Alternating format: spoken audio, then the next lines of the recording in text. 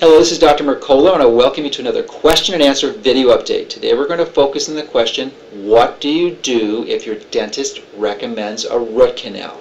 Now, let me expand on the root canal issue because this is an important area that we see in many of our patients and actually is an important cause of energetic dysfunction that can cause serious disease in many people. So I do not recommend root canals for anyone, and the reason why, and you can expand on it in some of the details on this page, but basically your tooth is composed of many miles of very tiny canals, and when the dentist takes out that middle cavity and the middle central section of the tooth and seeks to sterilize the tooth, it is physically impossible to sterilize it. So what winds up happening is some bacteria wound up getting caught in the tooth, and then when it's sealed, these bacteria are then encased in an anaerobic or oxygen-starved environment, in which case these bacteria mutate into forms that they were never designed to be and can actually secrete toxins, and depending on which tooth has the root canal, it can cause quite severe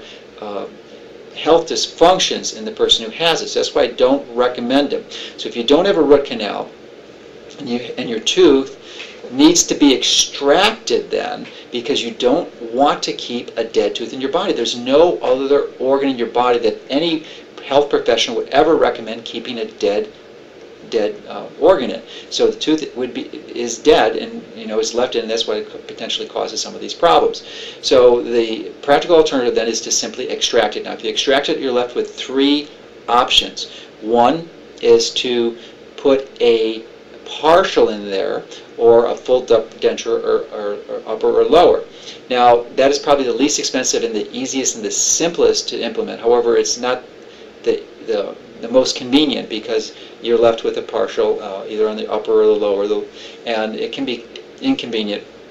And I actually had a partial for the first tooth that I had removed, but then I think the more the conventional approach that many dentists will recommend would be like an implant, or a titanium implant. And I do not recommend that, because that is a piece of metal that's inserted in your body, and that can create these electrical fields, these bioelectrical fields, which can clearly have influence and disturb some very sensitive brain rhythms. So I do not recommend that either. So the best and most elegant solution, however, is clearly the most expensive, it can be up to several $1,000s, would be a bridge. And a bridge is simply where we have a hole in the middle, and they actually remove a portion of the adjacent teeth and put a cap on those, and then there's a fake tooth essentially in the middle that covers that space and preserves it, because the last thing you want to do is leave an open space in your teeth, because eventually the other teeth will shift, and that will cause a dysfunction of bite, which is associated with lots of different problems. So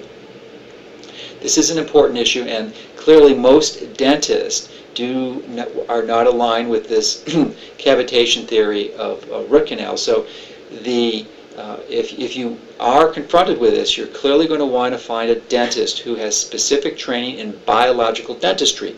Now, I don't have a specific list for you, but the best way that I can recommend that you find one of these specially trained dentists is that you go to your local health food store and ask several people as to what is the best alternative dentist in the area.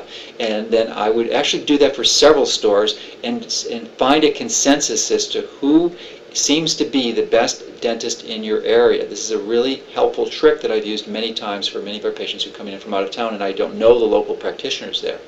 So this is hopefully a practical tool for a challenge that many of us are exposed to. So